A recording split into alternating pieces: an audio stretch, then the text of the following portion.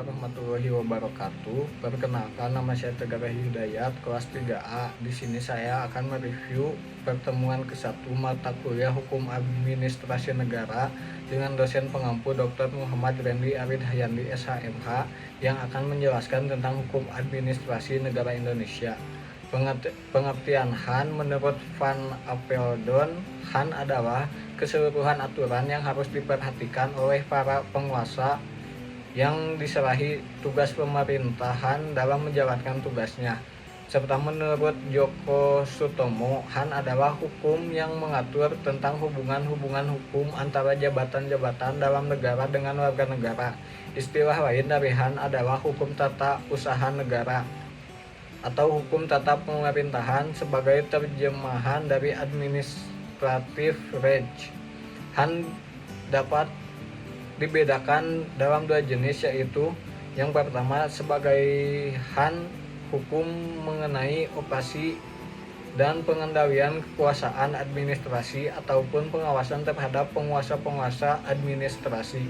Dua, sebagai hukum buatan administrasi, maka HAN merupakan hukum yang menjadi pedoman dalam penyelenggaraan undang-undang. Kedudukan HAN dalam ilmu hukum. HAN termasuk hukum publik karena HAN bertujuan untuk melindungi kepentingan umum yang merupakan kewajiban administrasi negara. Objek HAN adalah satu, pemegang jabatan dalam negara itu atau alat-alat perlengkapan negara dan warga negara atau aparat pemerintahan atau pemegang jabatan yang menjalankan tugasnya untuk kesejahteraan umum sehingga selalu berhubungan dengan masyarakat. Sumber hukum HAN adalah Undang-Undang Praktek Administrasi Negara atau Konvensi Administrasi Negara sebagai kebiasaan dalam praktek. Yang ketiga ada jurisprudensi, yang keempat ada doktrin atau pendapat para pakar hukum terkemuka.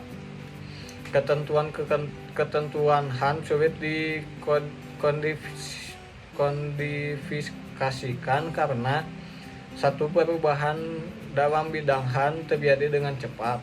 Dua, pembentukan dan pembuatannya tidak dalam satu tangan.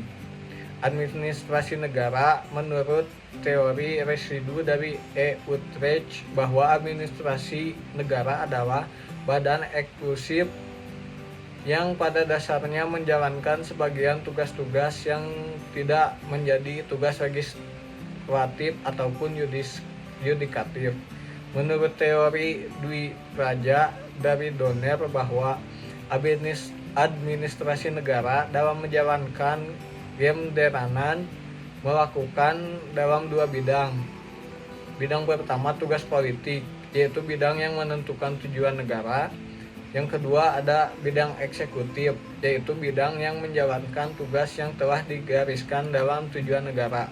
Administrasi negara yang dapat diwujudkan dalam berbagai perbuatan harus berdasarkan peraturan, yaitu HAN, agar tidak menjurus kepada perbuatan-perbuatan yang sewenang-wenang.